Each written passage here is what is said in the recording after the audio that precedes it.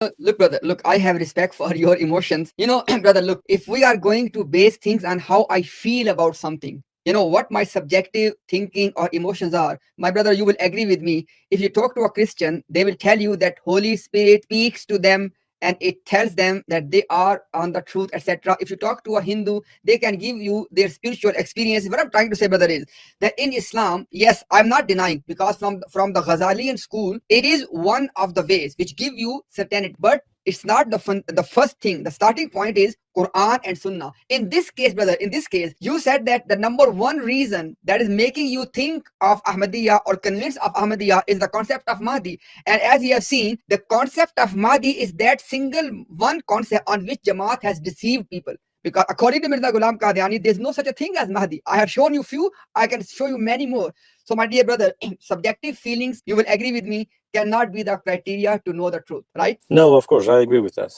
Yeah. So, inshallah, brother, I would say to you, as your brother in humanity, and inshallah, brother, we are inshallah, we want good for you. This stream happens almost every Saturday. Okay. I would say, my dear brother, go home and research these two issues. Issue number one is that when Mirza Ghulam Qadiani has categorically denied every single hadith about Mahdi, then how can he claim to be a Mahdi? Or how can Jamaat say he was a Mahdi? How can Jamaat say that he is the Mahdi Muslims are waiting for? He says, I'm not that one, right? And second point, my dear brother, is this. Mirza says that he is the promised Messiah. My dear brother, as you said that right now, you are from Ahlul Sunnah, okay? Rasulullah sallallahu alayhi wasallam has taken an oath. And he said that by the one in whose hand is my life, Ibn Maryam will descend amongst you. And on this hadith, Imam Bukhari has the chapter or the heading, Bab Nazule Isa Ibn Maryam. So, my dear brother, for 13 centuries, those Muslim Mujaddidun who believe that Isa is alive and he will come back, they unanimously said that Isa ibn Maryam means that same Isa ibn Maryam who is a prophet of God. Not a single one of them said it means that somebody else from Qadian. So even if you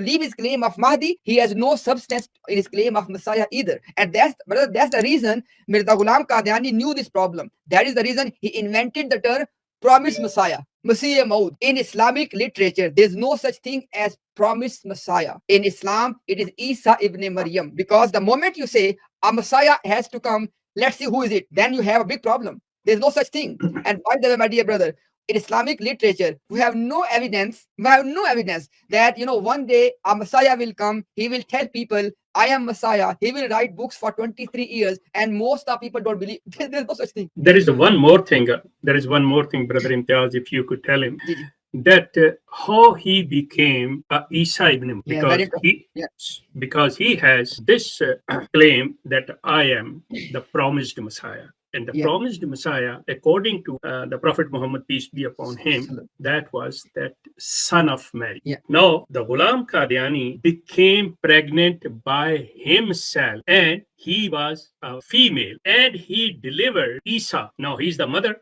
he's the father, and he is the son, three in one. These are, you can read all the details that how he became the Isa ibn Maryam in his book. And you should ask them that I need the translation of that one where he's becoming a pregnant and delivering himself. Number one, you must ask them. And there is another one reference. Brother Imtiaz will tell you the reference. He says, if Quran does not give me the name Isa ibn Maryam, then I'm a liar. Agar Quran ne mera naam Isa ibn Maryam nahi rakha, to main jhoota.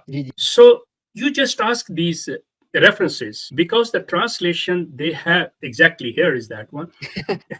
Sheikh Sahab, inshallah, if you give me, inshallah, I can maybe explain for him this one as well. Please. So, my dear brother, look at this one. As Sheikh Sahab was saying, Mirza Ghulam Qadiani in Ruhani Khazain, volume 19, page 98.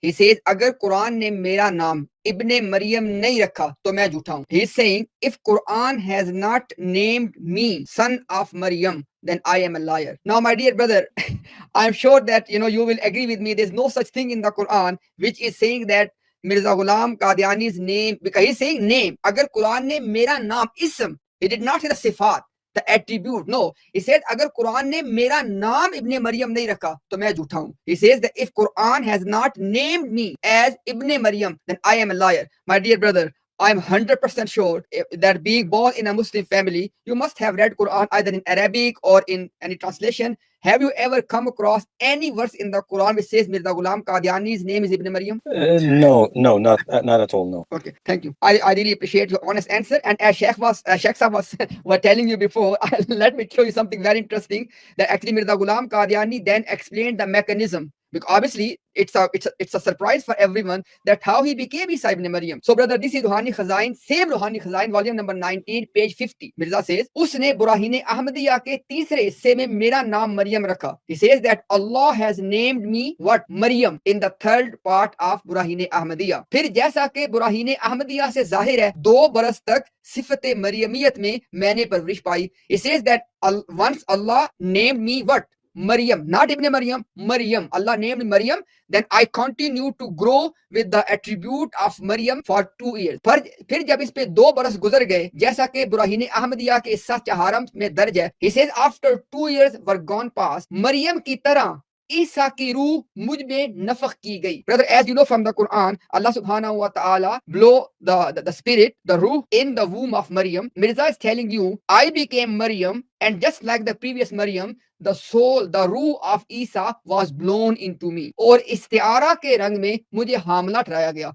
And God made me pregnant metaphorically. Now I don't know what it means to get pregnant metaphorically, wallahu alam, but that's what he said. He says, और आखिर कई महीने के बाद जो 10 महीने से ज्यादा नहीं है, Mirza says then I remained metaphorically pregnant for about 10 months. इस इल्हाम के सबब जो आखिर बुराहीन अहमदिया में दर्ज है, मुझे मरियम से ईसा बनाया गया. Please remember the whole equation here. First he became Maryam for 2 years. Then the spirit of Isa was blown in him, and then he remained metaphorically pregnant for 10 months. And after that, what happened? He says that now somehow a revelation, ilham came, and now I became Isa. Now what happened to Maryam? We don't know. He has not told us. Now he has become Isa. बस इस तरह पे मैं इब्ने मरियम ठहरा. He says this is how I have been, or this is how I have become Ibn Maryam. Because don't forget the point Mirza was saying, and this is the key point, my dear brother, that Quran has called me Ibn Maryam. Now everybody was shocked. Quran has not called me Ibn Maryam.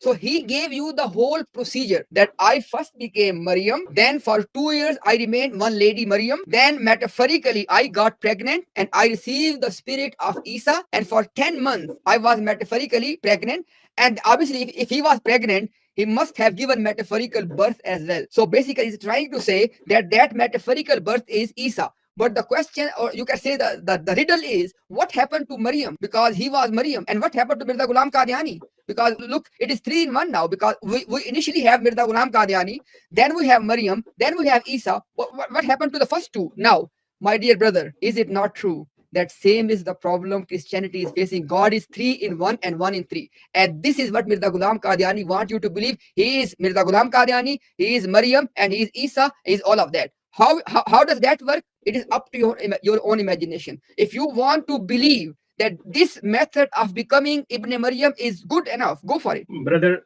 I think this should be enough for you for today. There is a lot of, if you could digest, believe, but I think it's enough for your stomach. To be honest, just digest this one. Think about that one, ask them, and then come back. We will tell you what other claims he said that. There are so many things, but I think it's enough, Brother Imtiaz. Shouldn't be more pressure on this one. No, that's fine. That's fine. Yeah. Brother, you are more than welcome if you want to share something. No, Jazakallah. This was actually very good. And as the Sheikh said, I mean, because I fundamentally have an inclination towards it, and I've also been exposed to this information today, I think it's a good advice if I research this matter further. Inshallah, if you have the stream next time, I will. No, definitely, inshallah. But I tell you one thing before you go. I was born in them. He was we both from same village. I was born in Qadian. My father, he was, I don't want to take like the title, what they say to my father. He was, what should I say, Brother Imtiaz? You can call it quote unquote Sahabi. Yeah. Do you understand the Sahabi? No, I'm a companion. Companion. So he actually took my father in his lap and he kissed him. He gave him name, and my father was companion. I am the son of that. Now, at the age of 50, I was very active in this, I don't call it Jamaat, I call it cult, because I know how they control the people's mind and their thinking and everything. So after 50 years, I quit, I studied. Before that, whatever my parents gave me, I was inheriting all this. When I studied, then I came out, I spoke, I raised my voice. I'm the first one in this social media. And believe me, there is a lot of things, lot of lies, and you will be surprised. But let's go gradually. We will go gradually. Naam, inshallah, because I agree with you, because before I make the sort of decisive decision, if you will, of completely just breaking off with further researching Ahmadiyya, I'm more than willing to be sort of exposed to this information, or so that I may be firmly convinced that there is really maybe no point for me to research this further. But inshallah. So far, I think this has been good. Because there is only one thing you should remember, that everybody should think about his akhirah, that what we are going to face when we will be standing in front of Allah. What we going to say that one? Did we research? Did we see something? We found any flaws in Islam and then we accepted this one? And